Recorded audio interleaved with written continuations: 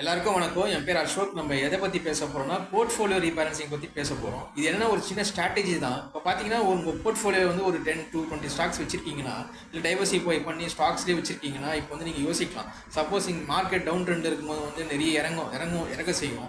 அந்த டைமில் பார்த்தீங்கன்னா நீங்கள் என்ன பண்ணணும்னா வேறு எதனா ஆல்டர்னேட் ஆப்ஷன்ஸும் நீங்கள் சூஸ் பண்ணணும். என்னென்னா கோல்டு பீஸை நீங்கள் சூஸ் பண்ணலாம். அது வந்து ஒரு இடிஎஃப் மியூச்சுவல் ஃபண்ட் மாதிரி தான்.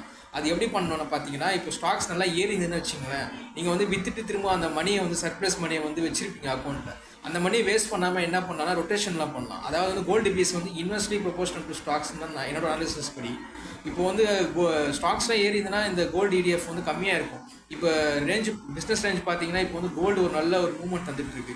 ஸோ இந்த மாதிரி டைமில் நம்ம என்ன பண்ணோம்னா ஸ்டாக்ஸை வித்துட்டு கூட அந்த சர்ப்ளஸ் கேஷை வந்து கோல்டு பீஸில் இன்வெஸ்ட் பண்ணலாம். அதே மாதிரி கோல்டு பீஸ் நல்லா ஏறினதுக்கப்புறம் அதை விற்றுட்டு ஸ்டாக்ஸ் கம்மியாக இருக்கும், அப்போ ஸ்டாக்ஸில் நீங்கள் இன்வெஸ்ட் பண்ணலாம். இது ஒரு ஸ்ட்ராட்டஜி தான். இது ஒரு அனாலிசிஸ் தான். எனக்கு இது ஒர்க் அவுட் ஆயிருக்கு. ஸோ இதை வந்து நீங்கள் தாராளமாக இந்த ஸ்ட்ராட்டஜியை வந்து யூஸ் பண்ணிக்கலாம். உங்கள் போர்ட்ஃபோலியோ நல்லாயிருக்கும், நீங்களும் வந்து ரொட்டேஷன்லேயே இருக்கலாம், நல்லா ப்ராஃபிட்டும் பண்ணலாம். ஸோ இந்த வீடியோ பிடிச்சிருந்தா லைக் பண்ணுங்கள், ஷேர் பண்ணுங்கள், கமெண்ட் பண்ணுங்கள், சப்ஸ்கிரைப் பண்ணுங்கள். தேங்க்யூ.